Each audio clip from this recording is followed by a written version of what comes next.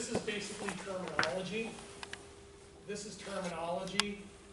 This is actual, and this is actual calculated. Okay, this is just terminology. And I like to try to interchange those so that you're getting used to the different terminologies, but then I will be very specific when I talk about required rates of return and cost of debt, cost of equity, and weighted average cost of capital. And that'll come into play when we do the projects at the end of the semester, because you're going to be doing, and you want to look this up, sensitivity analysis. You'll be doing scenario and sensitivity analyses. Okay? Future value is pretty straightforward. You got your discount rate plus 1 to some number of years or number of compounding periods. You're going to create this future value factor, which is very similar to the discount factor. If you're going to calculate the future value, you take the future value factor, multiply it by the cash flows, it's going to be your future value. If you want to discount and get a present value of the future cash flows, then you're going to discount by the future value factor the cash flows to get the present value. The key is time value of money and discounted cash flow, and what is also called DCF. This is it. And this is the #1 takeaway from the semester. Okay? So I got a series of cash flows that are going out into the future, either from the equipment or the dividend or earnings per share. Doesn't matter, some cash flow.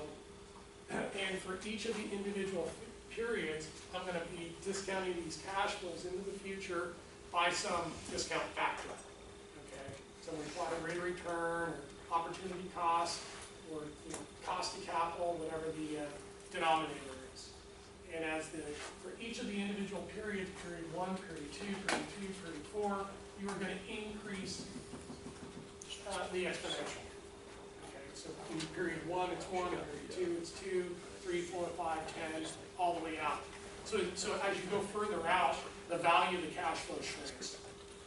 Okay, so obviously the value of the cash flows in the early periods are the most valuable. The ones in the later period are less valuable on a present value basis because of the risk. So it's a risk adjustment to the cash flows. The further out you go, the higher the risk. The further out you go, the higher the discount factor. And then you discount back these cash flows to the present. But at the end of the holding period, okay, there's going to be holding periods. I'm going to hold this asset for 3 years, 5 years, 10 years, whatever it is. At the end of that holding period, you are going to get some value, either the sales price of the company, sales price of the residual value of the equipment, the value of the stock.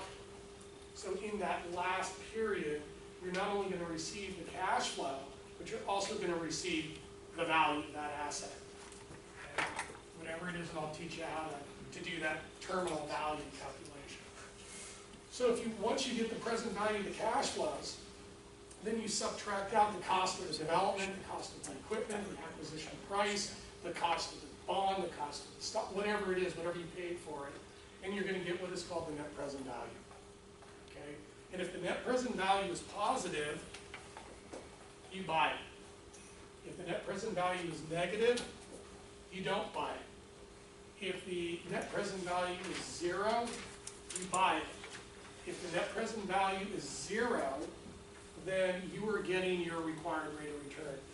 The IRR and the discount rate are equal when the net present value is 0. So you're going to accept it when it's positive, you're going to accept it when it's 0, you're going to reject it when it's negative. And I'll take you through a whole financial investment decision-making matrix that will go through this, and you're going to have to memorize it and burn it into your brain. 2 minutes? I think I'll wait on the next section.